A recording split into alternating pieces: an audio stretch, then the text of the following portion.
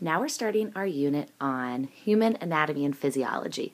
So this first video, just kind of an overview of what we'll be studying and what the differences are between anatomy and physiology. So as you can see here, anatomy is the study of the structure of body parts. So actually looking at what the body parts look like, what they're made of. And then physiology is the study of the functions of those body parts. And there's a reason that typically we talk about anatomy and physiology at the same time. The reason that we talk about them at the same time is because the structure of a body part is usually related to its function.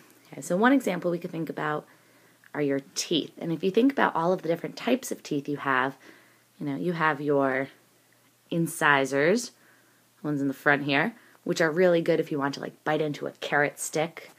Then you have, a different type of teeth, your molars in the back, which are really good for grinding food and kind of chewing up meat and things like that. These teeth, the structure of them is very different, and they have different functions. Okay, another example would be your intestines. Okay. Your intestines, if you think about your small intestines, they're really, really long. And the reason for that is that that's the primary site of absorption of nutrients. So if we force all of those nutrients to travel through a really long path with lots of little microvilli, more can be absorbed. And then even your ears, the tiny little bones in your ears, which are the smallest bones in your body, the structure of those bones is related to their function in actually interpreting sound waves into something that your brain can interpret as sound. So it's pretty cool. When we think about all of these different structures, it really all goes back to the very beginning, atoms. So hopefully you remember, I want you to think right now, what were the 6 most common elements or atoms found in living organisms? Hopefully remembered, CHNOPS, right? Carbon, hydrogen, nitrogen, oxygen, phosphorus, and sulfur. Okay? All of those different atoms come together to form molecules. Molecules such as water or C6H12O6. Remember, that's glucose. Okay?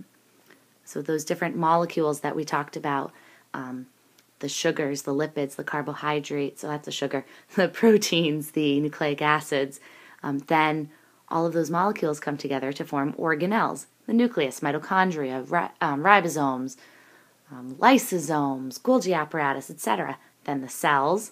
Okay. Cells form together, similar cells, to form tissues. Groups of tissues come together to form organs. Groups of organs come together to form organ systems, which is what we'll kind of be talking about, different systems. And then all of those systems work together for a functioning organism.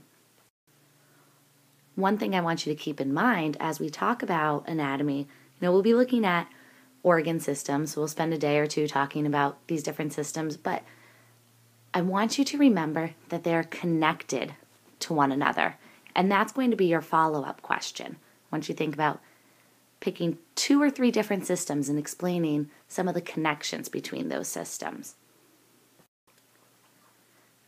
Now, the major organ systems are listed for you right here. So we have respiratory, skeletal, muscular, nervous, digestive, circulatory, endocrine, integumentary, urinary, immune, and reproductive. Now, we already talked about the immune system a little bit when we were looking at viruses and pathogens and how your body can fight off those infections.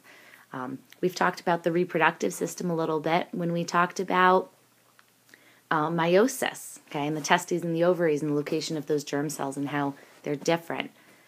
We will focus our attention on respiratory, skeletal, muscular, nervous, digestive, and circulatory.